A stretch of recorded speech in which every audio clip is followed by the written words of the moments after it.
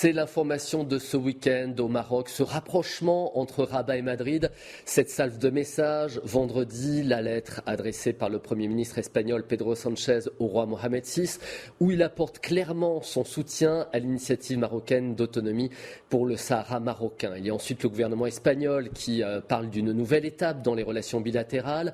Rabat a aussitôt exprimé sa satisfaction et ce dimanche, la porte-parole du gouvernement espagnol qui, encore une fois, revient sur cette évolution. Elle est revenue sur cette évolution en parlant d'excellentes nouvelles. Pour en parler, nous sommes avec Monsieur Terzi. Bonjour. Bonjour monsieur, c'est un plaisir d'être avec vous et avec tous ceux qui nous écoutent. Un plaisir partagé, Monsieur Terzi. Vous êtes un ancien ministre des Affaires étrangères de l'Italie. C'était sous le gouvernement de Mario Monti.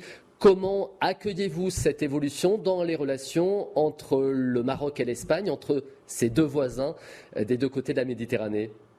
Je vous remercie beaucoup de cette question. Il est un pas très important qui a été franchi ensemble par l'Espagne et le Maroc. Je crois qu'il faut tout d'abord se féliciter avec la vision, avec le courage, avec le sens d'envergure dans la considération des relations bilatérales, mais aussi et surtout des relations régionales et de l'esprit de vouloir contribuer de façon très remarquable à la construction de la paix et de la sécurité dans la Méditerranée, dans la région africaine, et de soulager finalement avec une participation à la croissance et au statut de la population sahraoui, dans le sens de l'autonomie. Monsieur Terzi, vous le dites, le point très important, c'est le dossier du Sahara, vous l'évoquez. L'Espagne très clairement apporte son soutien donc, au plan d'autonomie du Maroc pour son Sahara. Madrid considère, je cite les termes car ils sont importants, que désormais c'est la base la plus sérieuse, réaliste et crédible pour la résolution de ce différend. Ce sont des termes mûrement choisis, ce sont des termes que l'on entend souvent dans les résolutions des Nations Unies. Un commentaire sur cette prise de position de l'Espagne? La prise de position de l'Espagne est particulièrement importante parce que c'est un pays qui est impliqué à plusieurs niveaux dans cette question. Impliqué de façon historique, il est impliqué sur le plan de participation et de l'action.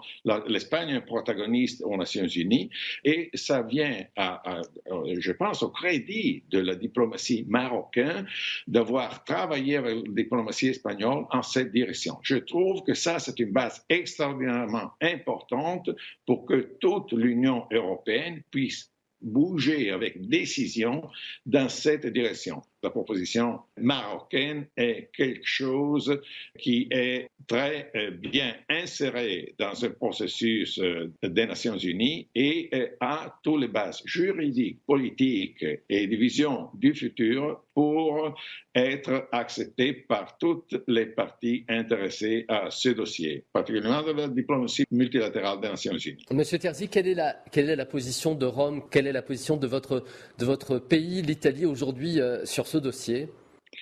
L'Italie a été toujours très proche au Maroc. Et je dois dire que pendant les dernières années, je vois une évolution positive et très ferme dans une vision positive de ce que le gouvernement marocain a démontré de savoir faire dans le contexte de la Méditerranée et dans le contexte régional de l'Afrique occidentale.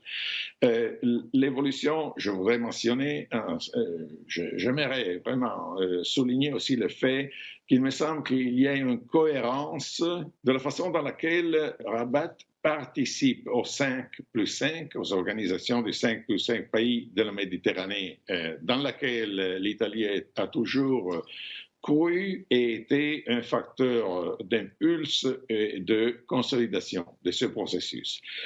En Italie, je ne sais pas encore quelle sera la prochaine démarche du gouvernement qui maintenant est à Palazzo Chigi, de Premier Draghi et du ministre Di Maio sur cette affaire. Je crois, je suis confiant que l'Italie se joindra très tôt dans le même sens que l'Espagne a montré de pouvoir faire et que l'Italie deviendra un pays, un élément d'impulse important à Bruxelles et dans toutes les enceintes, spécialement les enceintes onusiennes, pour consolider cette approche. Monsieur Terzi, ce rapprochement entre le Maroc et l'Espagne, il intervient dans ce contexte international très troublé qu'on connaît, un contexte très assombri avec ce conflit en cours sur le continent européen. C'est plutôt réjouissant dans ce climat d'avoir cette note positive de pays qui décident d'aller de l'avant et de tourner la page des tensions. Vous l'avez dit très bien, c'est pour cela que mes premiers mots ont été « je me réjouis, je me félicite ». Et je pense que tous les Italiens qui sont informés, ceux qui occupent une position officielle ou les gens qui lisent les journaux ou qui s'occupent et qui ont des soucis pour la sécurité internationale, des soucis si graves en ce moment, c'est une note d'optimisme qui nous amène à un contexte qui a pris une direction qui n'est pas la direction, malheureusement, de la guerre, qui n'est pas de cette malheureuse, terrible guerre en Ukraine, mais c'est une direction complètement différente. La direction de la diplomatie, de la solution politique, de principes ou des crises qui ont été des crises pour le passé et que heureusement, ont maintenant la chance de ne plus l'être, d'être résolus, des situations qui ne sont pas des conflits congelés, tout le contraire, ne sont plus de conflits, c'est une décision importante. Monsieur Terzi, merci infiniment. Je rappelle que vous avez dirigé la diplomatie italienne sous le gouvernement de Mario Monti il y a une dizaine d'années de cela. Merci d'avoir réagi à ces événements, à ces développements heureux sur le front des relations entre le Maroc et l'Espagne ce week-end. Merci infiniment d'avoir pris ce temps pour répondre à nos questions. Merci beaucoup, c'est un grand plaisir et à bientôt, j'espère.